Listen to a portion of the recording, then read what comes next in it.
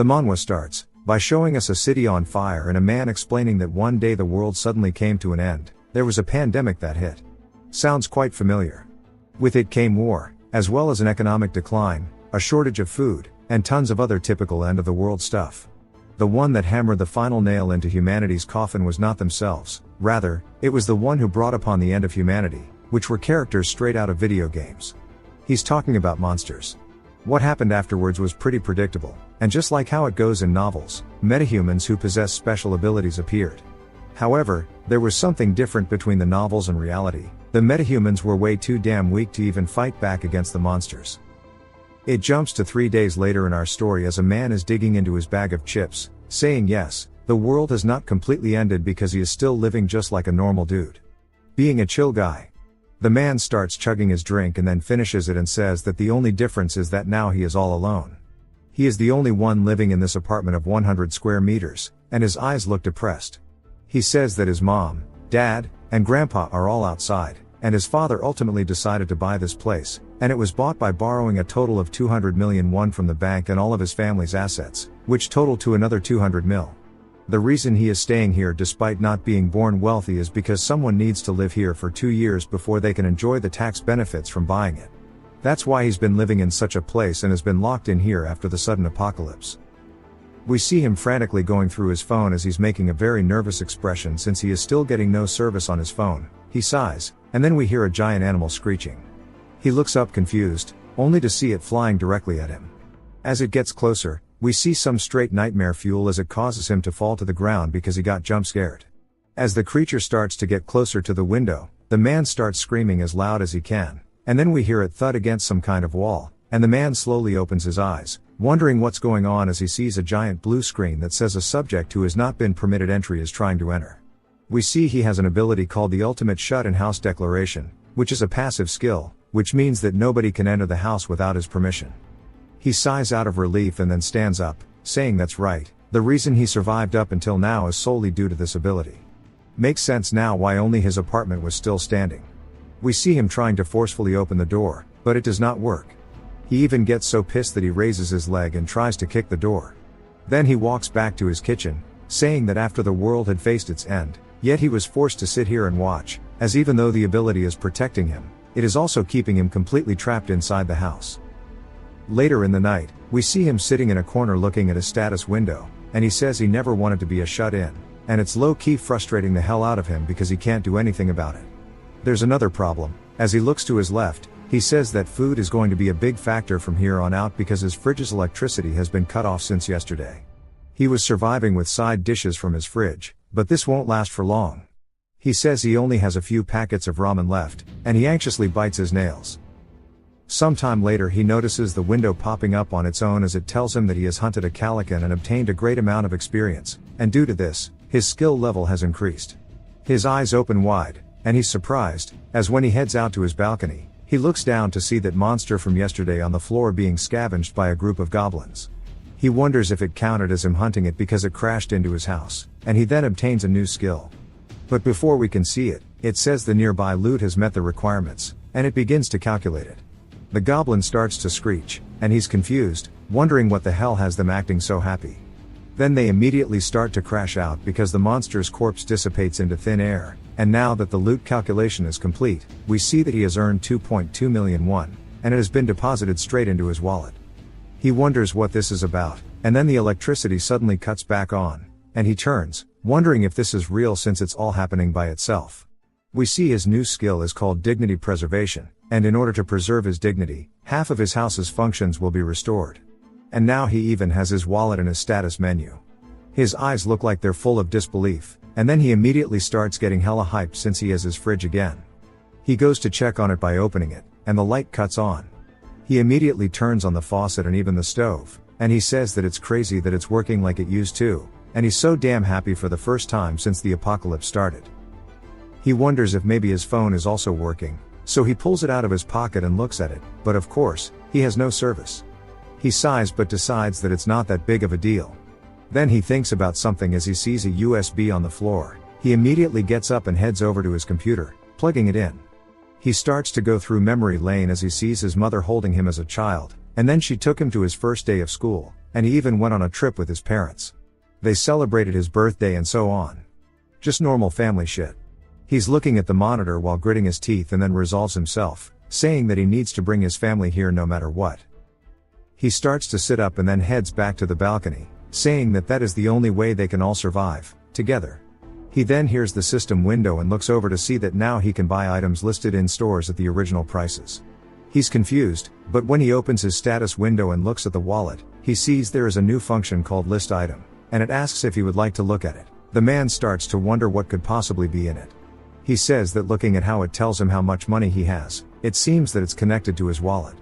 He opens the door to his balcony, and on the railing, we see a blue barrier stopping him from leaving the house. He says it's as he thought, it did not work, and he lets it out a sigh, saying even with his skill level going up, he still can't leave. But one thing is certain for sure, if he hunts monsters, his level will increase, and he'll get a new skill. If he levels up, then he might be able to obtain a skill that allows him to leave. But he wonders how he's meant to kill monsters in this state, as it's hard to expect a situation like before to happen again. Then he looks down at the goblins harvesting the corpse of the Calican, and he says that he might be able to kill the goblins. He runs into his kitchen, grabbing a water bottle, and then readies himself, throwing it as hard as he can as we see it soar out of the window. He looks excited, saying he's glad this works, as it means he can throw items outside the house. He then kneels down and picks up a dumbbell, saying in that case he'll try this. He hears the goblins screeching, and he turns, wondering what they are doing. As we see them starting to dismember the monster's corpse and take it away, he watches as they start to leave and starts to panic, saying that they can't do that. He then readies himself, taking a deep breath, and then yeets the dumbbell as far as he can, begging it not to miss. It then thuds right into the monster's corpse behind the goblins, low-key scaring them a bit. The man starts to sweat nervously, saying that he's definitely screwed, as all he has left is one more. He wonders what to do, saying he doesn't have anything else in the house that he can kill them with, and he's not strong enough to throw TVs or computers. The goblins then continue screeching, and he notices that they're actually all looking up at him, and one of them is even holding onto the dumbbell while pointing at him. Fear starts to settle in as he realizes that he's been caught. The goblins all start running towards his house. He then says that now that he thinks about it, this is actually not so bad since they are actually a good distance away. Something then clicks, and he opens the store menu once more, and where it says list item, he actually clicks it this time and asks if he would like to list the item he's holding. He says yes, and the dumbbell gets sucked into it. We see that it is now added to his store and that it costs 17,001. He says it's the same price as when he bought it online, and he thinks that the market rate here must be the same as before the world ended. He purchases 2 of the dumbbells, or maybe it's a set, I'm not sure. But he's excited, as the blue light starts to emit from the status window. As we see it printing the item, or maybe even teleporting in front of him, he gets hella excited as we hear him yapping all the way upstairs. Then immediately, a dumbbell is thrown out of his balcony, and this time it crashes into a goblin skull, killing him on the spot. Since he has hunted at level 7, he has obtained experience in 3001. The man gets excited, but the goblins don't feel the same way, as they are looking at their fallen comrade's corpse, and they start to look up at him while screaming. But while they were distracted, he threw another dumbbell, but this time they managed to avoid it. The man is annoyed that he missed, and he buys 3 more sets of the dumbbells. As they start to spawn in, he picks one up and immediately yeets it, hitting another goblin directly in the head, killing it, giving him another 2,501, and since his skill level has increased, he has obtained a new skill. Now he's starting to feel the RPG vibes, and we see that he has an alternate dimension now for storing items. He says open storage, as we see a window appearing in front of his hand. It asks if he would like to store his dumbbell, and he says yes, and it starts to warp back into it. Inside of the storage, it tells him exactly what he has, asking if he would like to summon it, and his eyes start to sparkle up as he says yes, and it spawns it directly in his hand. He says that this means he can summon items to any place he wants. In that case, there's only one thing left, as it's time to buy in bulk and start farming some experience, as we see his status screen getting spammed. Sometime later, he then opens the storage right out of the window and starts to focus himself while summoning all of the dumbbells he has in his storage, making it rain from the sky as if he was dropping artillery on these things. The way he used the summon ability is low-key sick. The goblins can't do anything but look up in horror as he starts to rack in all of the experience points and even 55,001, and it asks if he would like to list additional items. He starts to think about all the possibilities and gets excited. He says that he listed 10 more items after the shop opened, and we see that along with a dumbbell, there's also ramen, rice, and a bunch of other food-related items. He says that he ended up using it to clean up his house while stocking it full of daily necessities and groceries. He then realizes something as he sees that his money count has actually gone down from where it was a second ago. He wonders if it costs money to keep the dignity preservation on, and he turns to look at the refrigerator, saying that he must actually have to pay the bills, such as electric, gas, and water, and this is actually quite troublesome. He starts to mutter to himself, saying it's all because of those damn goblins. After he swarmed them with the way to get in, they ran away and abandoned their old home. Since then, he's only managed to kill 2 of them. He wonders if there are any other creatures that he could hunt out there. He looks down at the Calican's corpse, saying it doesn't look like there's a single mob monster outside, and he has to find another method. He then wonders if maybe he'll be lucky enough to have another dumb bird fly in. And as soon as he says that, he looks up in the sky as we see another Calican flying closer and closer to him, and he wonders if maybe he can predict the future. He starts to run away from the window, saying that this means that he has not been abandoned. We see him tying something to a chair, and he immediately starts to stick it outside of the window. As the bird is beginning to fly by him, we see that it's actually a mirror reflecting light. As it begins to shine, it catches the bird's attention, and the bird starts to fly directly towards him because birds like shiny things. Immediately, when it goes to bite at him, the man laughs, saying that he's glad it worked as it only hits the wall, just like the very first one did. He says at this rate, it's a done deal, and he'll definitely level up if he kills it.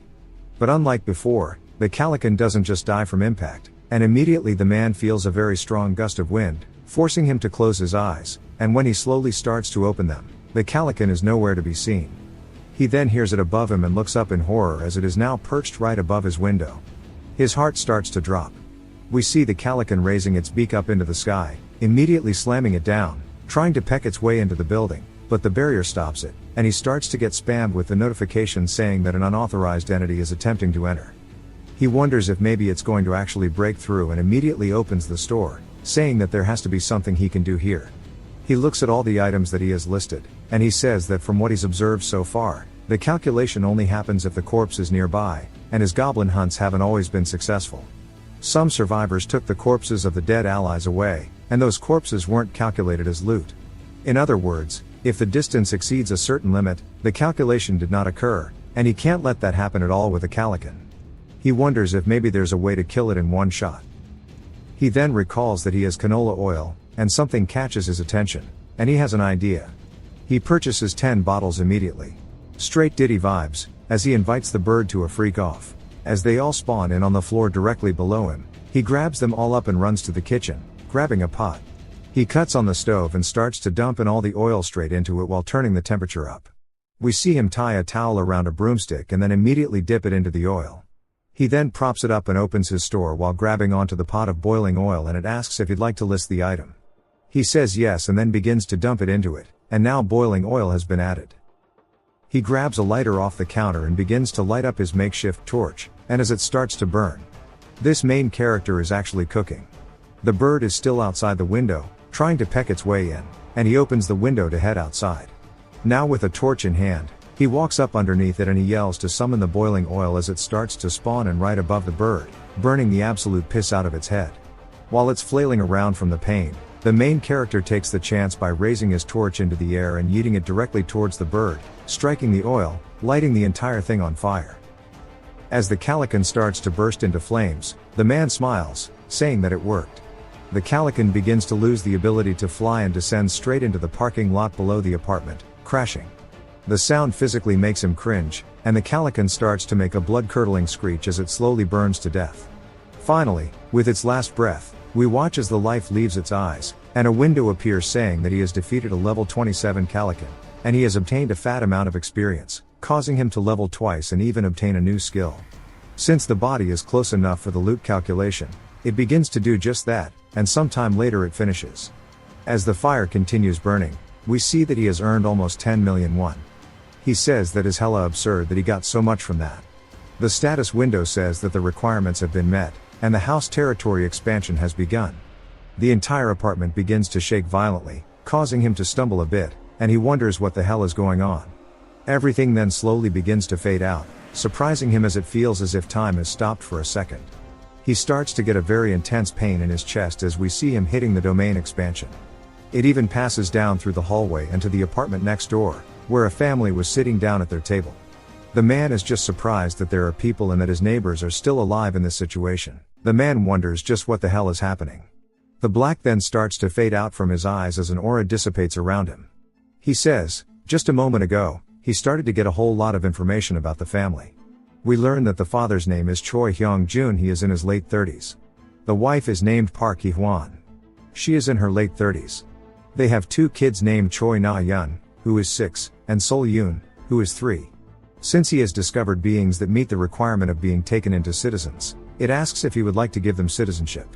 He immediately runs to the door but stops, wondering what would happen if he doesn't give them citizenship. The status window tells him that beings that are not allowed to live here will be expelled out of the house. It then asks if he is certain that he does not want to grant them citizenship. He says if he doesn't do it, then all of them will be exposed to the threats of the monsters. He then decides to give the 4 of them citizenship.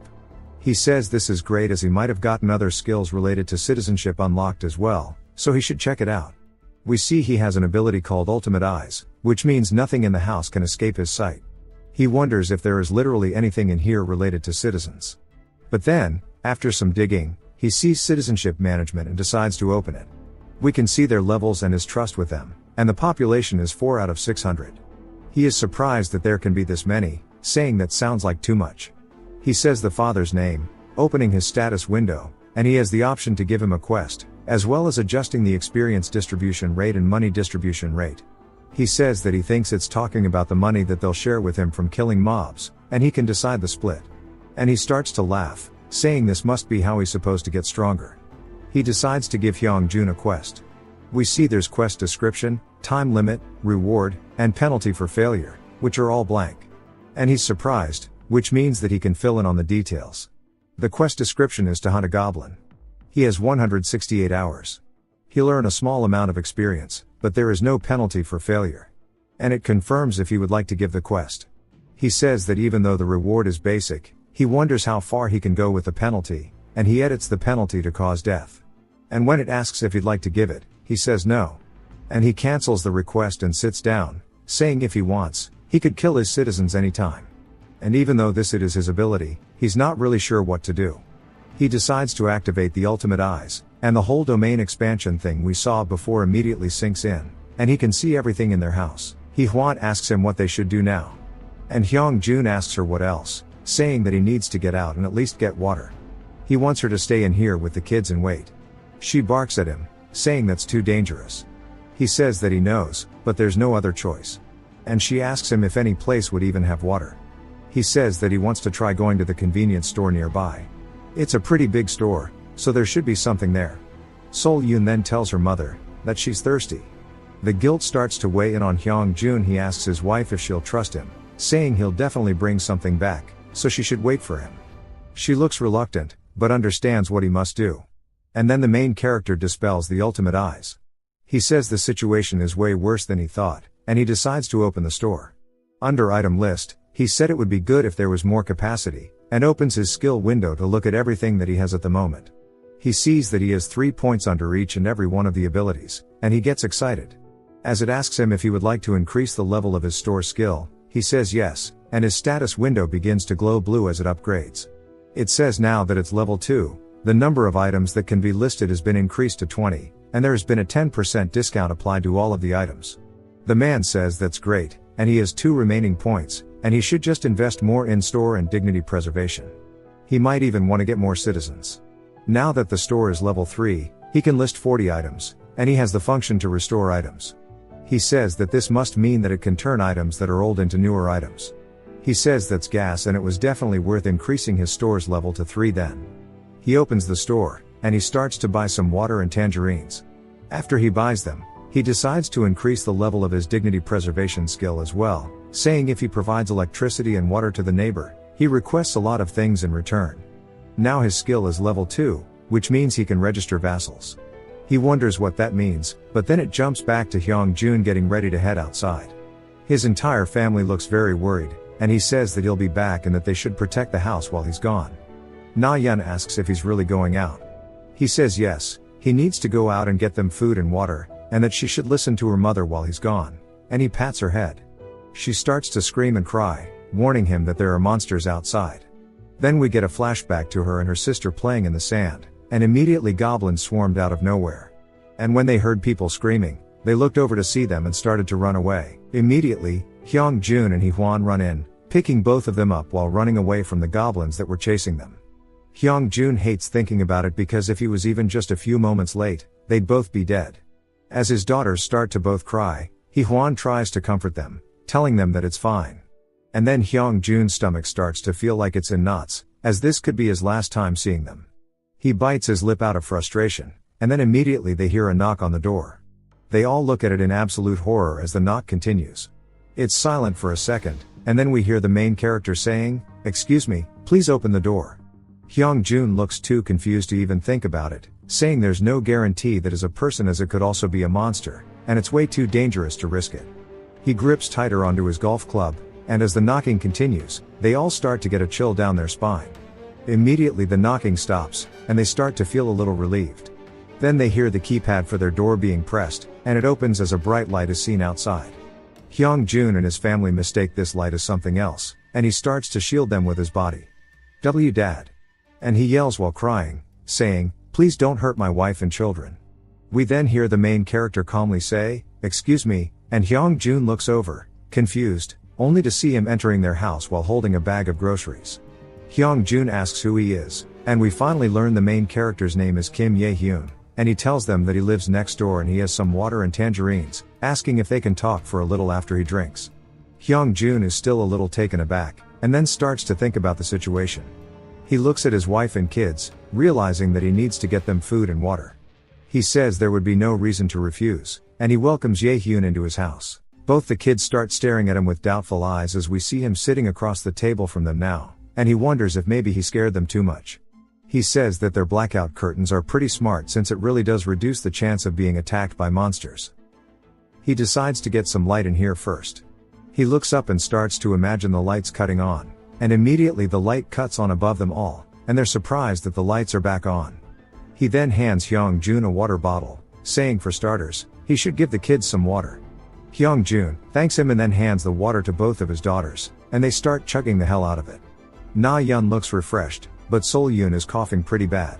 Ye-hyun stares at her for a second and then asks her if she likes tangerines while stretching his hand out to her.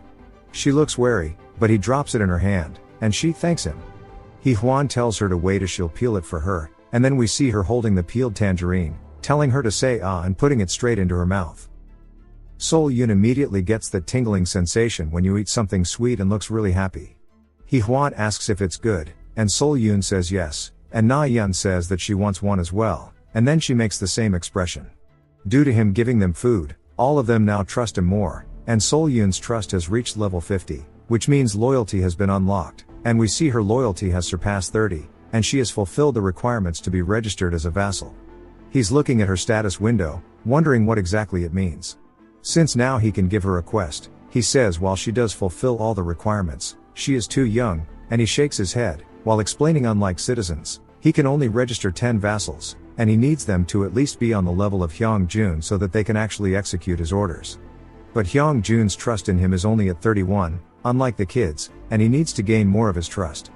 Hyung-jun calls out to him, which surprises Ye-hyun, and Hyung-jun says that he doesn't know how he could repay his kindness. Ye-hyun says that in that case, they should talk in the corridor, and they both head outside towards the hallway. Now that it's just them, Ye-hyun asks if he received the citizenship notification.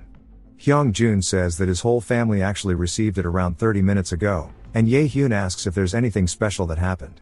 Hyung-jun says that they couldn't move because they couldn't move their bodies for a short while. Ye-hyun wonders if that means they are frozen until they are granted citizenship. He then calls out to Hyung-jun, saying that he'll help him return to the life he had before all of this. Hyung-jun is taken aback, but Ye-hyun reassures him by saying that the monsters will not invade the house. Hyung-jun asks if that's really possible, and Ye-hyun tells him that it is. Hyung-jun realizes that it might be too good to be true and asks him what exactly he wants from him. Ye-hyun says that he might lose his life, asking if he still wants to try.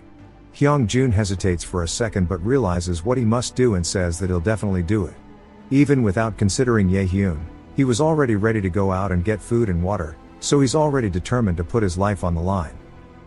Ye-hyun smiles and then says that he saw the golf club just now, asking how much it cost.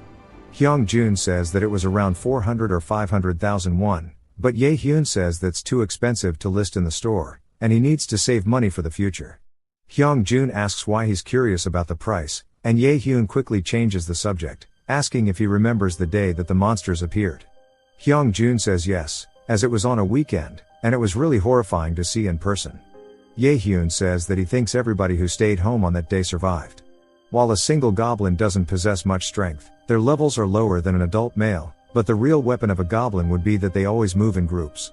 But the same can also be said for humans. Ye-hyun says that he needs to grow his army. He then calls out to Hyung-jun once more, saying from now on he wants to look for survivors together with him. Sometime later in the day, we see both the lights on in the building. Ye-hyun then gets a notification saying that Hyung-jun's trust has increased. Ye-hyun says that it's gone up yet again today. Now we see all the trust levels once more, and Hyung-jun has a trust level of 40. Ye-hyun wonders if he really will be able to see his family again if he continues to recruit people. He hears the goblins screeching, and it sounds as if they're fighting something. He quickly runs over to the balcony and looks down, as he sees something unexpected. There are people fighting back against the goblins. He says that it'll be hard for him to help them. As the goblins are screeching, we see one of the men raise his hand into the air, getting ready to pitch a baseball, and then yeets it directly into a goblin's head, sending it flying and causing its head to explode. Ye-hyun is surprised by the raw power. Then a woman raises her bow, shooting 2 arrows, each one headshotting a goblin. Another man starts to walk up to them, holding a bat in his hand. He leaps up into the air, slamming down, exploding the goblin's skull, causing the rest to panic and run in fear. There are a total of 6 I counted by the bird, but might be more. The archer woman then hears something behind her and draws her bow in a panic, sweating nervously. But when she turns, there's nothing there but a bag of chips, which confuses her. She looks up to see Ye-hyun waving at her, but she can't make out what he is yelling, so she just kind of stares at him with a stank face. Ye-hyun starts flailing his arms, unsure if he's caught her attention or not. Then his doorbell rings, and he looks through the peephole to see Hyung-jun. He opens the door, telling Hyung-jun to come on in, and we see him carrying a box. But the barrier stops Hyung-jun from entering, and even Ye-hyun is confused by this as the status window appears, saying that he is unqualified and may not enter the house. Hyung-jun asks what that means, and Ye-hyun starts to think about it, saying that maybe nobody other than him can enter the house, or maybe only those registered as his vassal may enter. Ye-hyun steps up and grabs the box, which is everything that Hyung-jun thought could be used as a weapon inside of it. Ye-hyun thanks him and starts looking through it, putting all the items on the floor. He opens the store and buys 6 water bottles and 6 packets of ramen, and Hyung-jun is immediately caught off guard as they start spawning in front of him. Ye-hyun asks if he could take this down to the first floor and place it at the entrance. Hyung-jun is confused, saying that surely that would be too dangerous, but Ye-hyun tells him it's fine because, after some observation, the goblins are only active in daylight. He must bring that group who is outside to his side no matter what, and they'll have no choice but to look for him once they realize that he has food. He has a plan in mind, so hopefully Hyung-jun can follow the instructions and bring it there. Hyung-jun asks if he just needs to leave it there and come back up, and Ye-hyun tells him yes. Hyung-jun seems confident, saying that this will be easy and then bows to Ye-hyun, telling him goodbye. Ye-hyun thanks him, then says that he has to do something nice for Hyung-jun, and he opens the quest window. He gives a quest to Hyung-jun to bring 6 bottles of water and ramen to the first floor in return. He has a time limit of 24 hours, and he'll get some experience for doing it. Hyung-jun sees the quest right in front of his face, and Ye-hyun says that if he does it, he'll be able to get experience. Hyung-jun asks if it's similar to leveling up in a game, and Ye-hyun says yes. Then tells him that he is level 9 right now, and when he levels up, he'll get great rewards too, and he'll be counting on him. Hyung-jun says that he understands and quickly starts to make his way to the stairwell, looking up at it nervously before deciding to actually go down, heading from the 20th floor all the way to the first. Right outside of the apartment, he sighs, saying that now he needs to put this down. He hears talking and looks over, surprised to see a whole group of shadowy figures, but he can't really see what they are, and he starts to think maybe they're goblins. He turns, thinking that he has to run, but of course he's clumsy, so he trips, falling over, straight up eating the concrete, dropping everything onto the floor. While reeling from pain, he yells, telling his body to move as the footsteps get closer and closer. We see his eyes filled with tears, and as soon as they get right behind him, his heart starts to sink as he screams and closes his eyes in fear. Then he hears a voice calling out to him. He opens his eyes, confused that it isn't a goblin, and we see the group asking him if he's alright. It jumps back to Ye-hyun, getting a notification, saying that a subject who hasn't been permitted entry is trying to enter. Ye-hyun is confused, and wonders if maybe it's the survivors. He decides to take a look by using his ultimate eyes, and he starts to gaze through the entirety of the apartment complex. He sees the group standing right behind Hyung-jun, and they start to talk, saying that this is the apartment building that someone threw a chip bag from. One of the men asks if this means they have food, and the other one says that, now that he thinks about it, they're starting to run out of rations. He then cancels the ultimate eye, as the aura dissipates around him. He says they are indeed the people from just now. The status window then tells him that beings that meet the requirements for citizenship are approaching, asking if he would like to propose citizenship to them. Ye-hyun starts to think about it, saying in the process of expanding his territory, he will be able to forcefully grant citizenship to those who are in it. But, since outsiders are given a choice, if that's the case, they can reject his offer too. He starts to feel stressed, wondering what exactly to do in this situation. He then hears a ringing, and looks over to see a blue light on his little security system. He has an idea, and starts to smile, saying that he should take a look. He heads over to it to see Hyung-jun, asking if he is there, and Ye-hyun tells him, "One moment." Since Hyung-jun was in the middle of the quest, he has the option to edit it, and Ye-hyun says yes as he starts to change it. It asks him what he would like to change it to, and Ye-hyun smirks, saying that he needs to treat 6 guests to a meal, and now the quest has been changed. Hyung-jun asks if this is a new quest, and Ye-hyun says, exactly, and that he should tell them that he will give them food first, as he has something he is planning. Hyung-jun agrees to it, and then he heads straight back out to the group waiting at the door. He starts telling them something, but we don't get to hear it, and then he runs back to Ye-hyun, saying that they will go with it for now, and Ye-hyun thanks him. Then, he tells the system to propose citizenship to all 6 of them. We learn all of their names, but not who is who, and now they have the right to access the higher floors. They all enter the building seemingly happy, and now the number of citizens has reached 10, and the amount of experience and money that his citizens earn has increased by 10%. Ye-hyun can't believe there was such a reward for getting more citizens, saying that he can't believe there were such good buffs, that this is really going to encourage them to go out and hunt monsters, and he will gladly welcome them with open arms. Now, we see all their levels, and the highest level is 23, which means he is as strong as the Calican. We see that they have the awakened ability of baseball, which means that Ha Dongjin is the baseball dude from earlier. Ye-hyun says that in reality, depending on who throws the baseball, it's an item that could be a weapon. And if the skill multiplies the power by 3, it's great for killing monsters. As for his trust level, he can just increase it slowly. He sets the experience distribution rate to 70% for all of them, and he looks up at the window happily, saying he just needs to give them quests to hunt monsters now. And he can just sit back and relax as if he was playing an auto-hunting game. Of course, he needs to know them when the time is right, because they could be the key to him reuniting with his family. Dongjin's trust then increases, which catches Ye-hyun off guard, because it's not just his but multiple of them are now having their trust increase, and he wonders what's going on. Back at Hyung-jun's house, we see him taking them all through his house. Hee-hwan runs in, asking him what's going on, and Hyung-jun says he'll explain it later on, and he asks her to prepare some food. She asks if he means right now, saying that means she would have to prepare it from scratch, and Hyung-jun laughs, saying that he hopes she'll help him because he thinks Ye-hyun has a plan. She starts to think about it, and decides that it would be for the best, and says she'll do it right away, and she tells all of the guests to wait just a moment, and Dongjin bows while thanking her. He then looks up, curious, asking Hyung-jun what kind of person Ye-hyun is, and Hyung-jun says that he's not actually sure either. Dongjin finds that strange, and Hyung-jun says that he doesn't know anything about him other than the fact that he's his neighbor. Dongjin starts looking over to where Ye-hyun's apartment is. Hyung-jun says that he's a really interesting person though, and that this is all thanks to his help. Dongjin says this must mean he's a metahuman, and as he starts to unzip his jacket, we see he actually has the snack that Ye-hyun threw down earlier hidden inside of it, and he says that he must impress him no matter what.